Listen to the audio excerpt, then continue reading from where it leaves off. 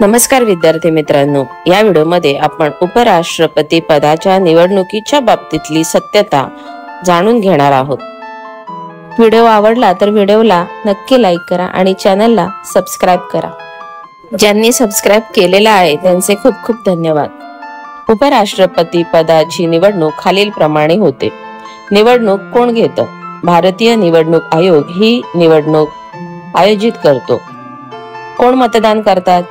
Lok Sabha house of the people आणि Rajya Sabha council of the states या दोन्ही सभागृहांचे सदस्य मतदान करतात। यामध्ये मनोनीत सदस्य नॉमिनेटेड मेंबर्स देखील सहभागी होतात। निवडणुकीची प्रक्रिया कशी असते? ही निवडणूक प्रपोर्शनल रिप्रेझेंटेशन प्रमाणशीर प्रतिनिधित्व पद्धतीने होते। यामध्ये सिंगल ट्रान्सफरेबल वोट एकल संक्रमणशील मताधिकार प्रणालीचा वापर केला जातो। मतदान गुप्त पद्धतीने सिक्रेट बॅलेट केले जाते। उमेदवारासाठी काय अटी असतात?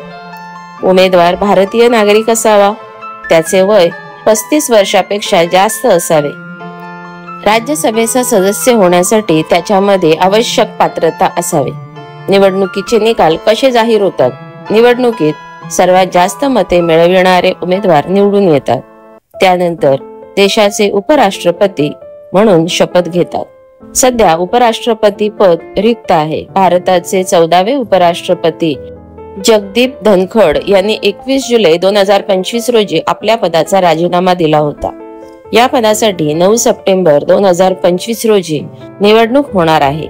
या निवडणुकीत राष्ट्रीय लोकशाही आघाडी NDA कडून महाराष्ट्राचे राज्यपाल CP राधाकृष्णन आणि विरोधी पक्षांकडून सर्वोच्च न्यायालयाचे माजी न्यायाधीश B सुदर्शन रेड्डी हे उमेदवार आहेत। एकूण घटनाक्रम पाहू। जगदीप धनखड यांचा राजीनामा 21 जुलै 2025।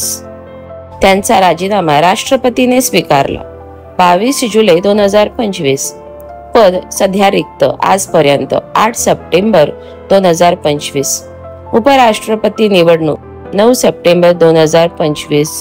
निकाल अद्याप समोर आलेला नाही। असेच अभ्यासपूर्ण नवनवीन व्हिडिओ पाहण्यासाठी व्हिडिओला लाईक करा आणि चॅनलला जास्तीत जास्त सबस्क्राइब करा। थँक्यू।